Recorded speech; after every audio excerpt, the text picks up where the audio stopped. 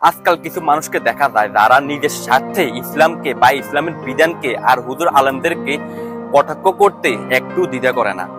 ইসলাম যদি তাদের সুবিধা না দেয় তখনই শুরু হয় কটূক্তি আর অপমান আর অবমাননা। অথচ এই ধর্ম আমাদেরকে শিখিয়েছে শান্তি, ন্যায় বিচার ও মানবতা শিক্ষা। তাদের উদ্দেশ্যে বলছি, তোমরা হুজুরদের কটাক্ষ করো, অথচ হুজুররা এসে মানুষ, তারা মানুষের জানালা পড়ান, মসজিদে নামাজ পড়ান, মানুষের দুঃখে পাশে থাকেন।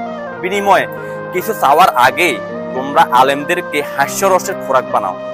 অথচ তারাই কোরআন হাদিস শিখায়, সমাজের নৈতিকতা রক্ষা করে।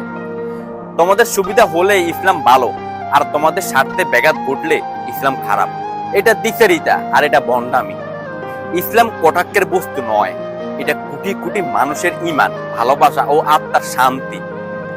আলেমের অপমান মানে সেই জ্ঞান দ্বারার অপমান, তার শতাব্দীর পর শতাব্দী ধরে মানবতাকে বাঁচিয়ে রেখেছে। তাই বলছি, ধর্মকে টার্গেট করো না। যদি সত্যিই সত্য সমাজ বাস করতে চাও, ধর্ম নিয়ে কটাক্ষ নয়, সম্মান শেখো। আর তারা আলেমদের বিরুদ্ধে বিষ বাক্য ছড়ায়, তারা সমাজের মেরুদণ্ড ভাঙার চেষ্টা করে। এই অপচেষ্টা আমরা প্রতিহত করব ইনশাআল্লাহ।